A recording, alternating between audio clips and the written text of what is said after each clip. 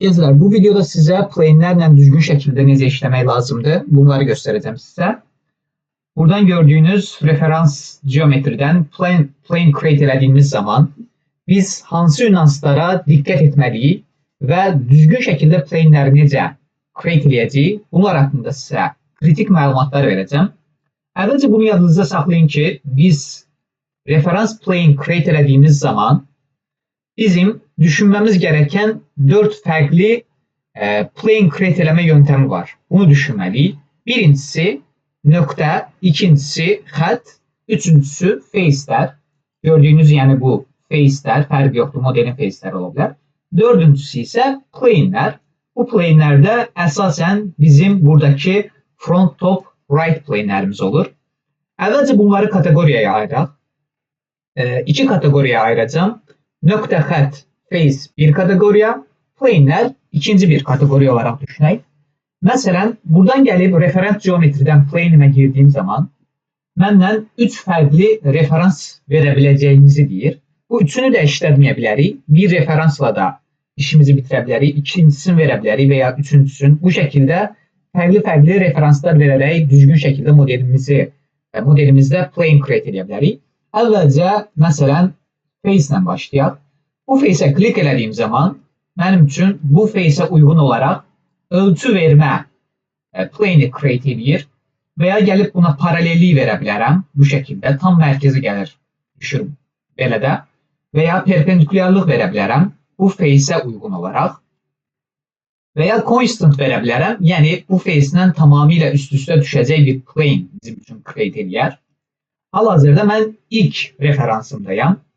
Onu nəzərə alın. Dərəcə versəm, məsələn, bu dərəcəni 60'a düşürtsəm, gördüyünüz kimi face də bu dərəcəni vermir. Bu dərəcənin mümkün olmadığını deyir. Gəlirəm bunu 30'a düşürdürəm. Yenə heç bir fərqi yoxdur. Yenə burada göstərdiyi kimi ölçü verib çoxaldıb azaltmaq olur. Face bu şəkildə olacaq. Face'in ikinci referansına getirik indi. Face'dəyik hələ də ikinci referansı getirik. İkinci referans olarak buranı klik edirəm. Gəlirəm bura klik edirəm. Gördüğünüz kimi icazə vermir. Səbəbi nədir? Biz hal-hazırda dərəcə ilə işləyirik deyə ikincidə bunun mümkün olmadığını deyir. Gəlib ancaq mid plane'i seçsək biz iki face arasına, yəni ikisinin tam, yəni mərkəzinə bununla arasındaki məsafələr indi tamamilə eynidir. Bu plane'den bu face'e kadar, bu plane'den bu face'e kadar. Tam ortasında bir plane create edir. Bunu OK vursam, bu plane'imden tam ortada olandan istifadə edə bilərəm. Və ya gəlib bu face'lərimi silsəm, bunu istədiyiniz yerə etmək olar. Buranı seçin, sonra gəlin buranı seçin, avtomatik olarak algılayıb mərkəzinə bir plane qoyacaq. Bu şəkildə olacaq. Buradan məsələn constant'a geçsəm, avtomatik olarak məndə error verir. Çünki mümkün deyil. Həndəsi olarak iki face'den de keçən bir face'i create eləyə bilməyəcək bu. Yəni iki face'e de constant olacaq bir face'i, belə deyək. Onun üçün ikinci referans plane'ini silməliyik ki, istədiyimiz face'den düzgün şəkildə plane bizim üçün create eləyə bilsin. Daha sonra plane'i siləm. Keçirəm ikinci olarak xət demə. Xətlə necə referans verəcəyik plane'ləri. Gələk birinci xətdən məsələn bunu seçək. Burada da yine eyni məntiq, constant var, perpendikulyarlıq var. Bu şəkildə istədiyiniz kimi bu plane'i create edə bilərsiniz. Burada nüans nədir? İkinci biz referansı verməliyik ki, bunun dərəcəsini də girə bilək. Mən hal-hazırda bir xət vermişəm. İkinci referans olarak isə face verirəm. Hal-hazırda xətlə face'in kəsişmə nöqtəsinə plane'imizi create edir. Yəni bir plane'imiz her zaman seçtiğimiz iki yerden de kesip keçmək məcburiyyətindədir. Həm bu xətdən, həm bu face'dən kəsir keçir, belə deyək. İkisində də toxunur ən azından. Gəlib məsələn burada dərəcəmizi dəyişdirməyə çalışsaq, gördüyünüz kimi bu şəkildə dərəcə vermə imkanımız var hal-hazırda bizim. İki face'də vermək olmurdu, bir face'də vermək olmurdu, bir xətdə də vermək olmurdu bu dərəcəni. Amma xətlə face'i seçdiyiniz zaman bu şəkildə rahatlıqla verə bilirsiniz. Mesela 30 desem bu şekilde bir plane create eləyə bilərəm və ya bunun direction'ı da dəyişib bu şəkildə eləyə bilərəm. belə bir model create eləmə, plane create eləmək istəsəniz. Bu şəkildə. Üçüncü olaraq seçməyə çalışsam, üçüncü referansımda gəlib bu xətti seçsəm məsələn, mənə icazə verməyəcək. Səbəbi nədir? Deyir ki, mən bunların üçündən də keçən bir plane create eləyə bilmirəm. Bu mümkün deyil. Yenidən çıxıram, gəlirəm, o zaman bu xətti deyirəm seç. Yenə deyir, mümkün deyil. Üçün də gəlsin, keçsin və belə bir plane create edeyim. Mümkün deyil. Gəlib burada ikincidə constant'a klik eləsək, üçüncüdə də constant'a klik eləsək, yenə mümkün deyil deyir. Bunlarla yavaş-yavaş işlədikcə hal-hazırda biraz baş qarışıqlığı ola bilər, biraz kompleks ola bilər sizin üçün. Amma dediyim kimi, burada düşünməniz gerəkən face'lər, xəttlər və nöqtələr olaraq bir kateqoriyaya qoyuruq və ən çox istifadə edəcəyimiz bir referans və ikinci referans. Bu şəkildə düşünün. Üçüncü referansdan sadəcə nöqtələrdə istifadə edəcəyik. Həmən onu da göstərək. Məsələn, silirəm, face'imi, nöqtəmi tamamladım, face'imi, xəttimi tamamladım, hal-hazırda nöqtəyə keçirəm. Birinci referansımı bura seçirəm, bu xətt, nöqtə. İkincini bura seçirəm. Görürsünüz, ikisindən də keçən bir plane create edir. Üçüncü nöqtəmi də seçə bilirəm artıq. Bunu da seçirəm və bu şəkildə. Bəsit həndəsi qaydalarıdır ki, 3 nöqtədən bir plane keçirmək olur. Amma bir face, bir nöqtə, bir xətt seçsəniz mümkün olmayacaq. 2 xətt, bir plane seçsəniz yenə mümkün olmayacaq. 3 plane seçsəniz yenə mümkün olmayacaq. 3 fərqli xəttdən də əgər eyni hizada deyilsə, yenə mümkün olmayacaq. Məsələn, tutaq ki, belə bir şey deyək. Bu xətti seçsəniz, bu xətti seçsəniz və gəlib bu xətti seçsəniz, üçündən də keçən bir plane create eləməyi mümkün deyil həndəsi olaraq. Bu şəkildə düşünüb plane create eləyə bilərsiniz. Bəs biz bunu harda istifadə edəcəyik, nə kimi köməkləri olacaq? Həmən gələk məsələn, tutaq ki, sizdən belə bir sketch çəkək. Sizə demişdim, nöqtənin faydaları nədir? Onu göstərəcəm. Harda istifadə edirik? Məsələn, bura nöqtələr qoyaq. Random yerlərə nöqtələr qoydum. Sketchimi bağladım. Sonra gəlirəm, məsələn, burada bir nöqtə qoyaq. Sketch açıram. Nöqtə qoyuram burada. Sonra buna da OK vururam. Ondan sonra gəlib nə edirəm? Features'ıma keçirəm. Buradan plane'i seçirəm.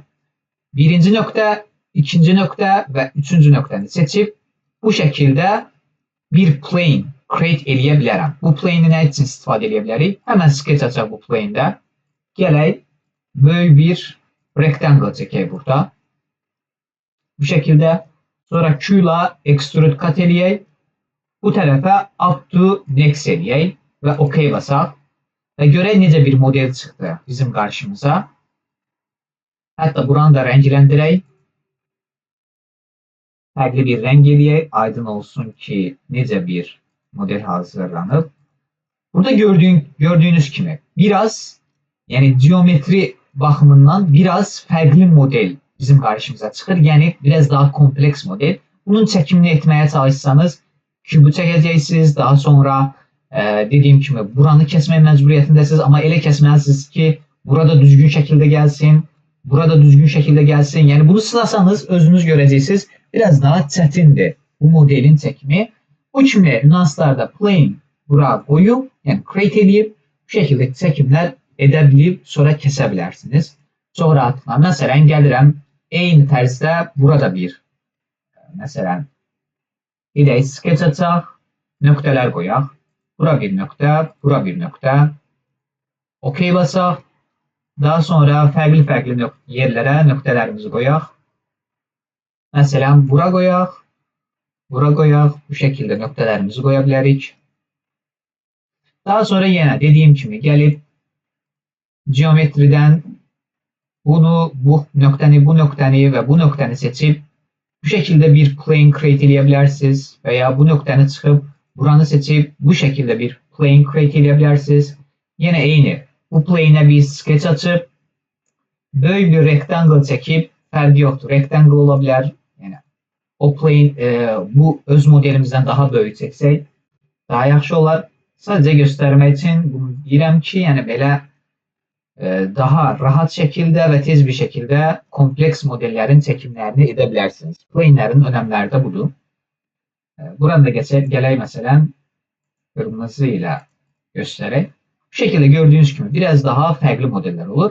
Bu nöqtələrin yerlərini dəyişdiyimiz təqdirdə avtomatik olaraq bizdə planeləri dəyişəcək. Həmən onu da görək.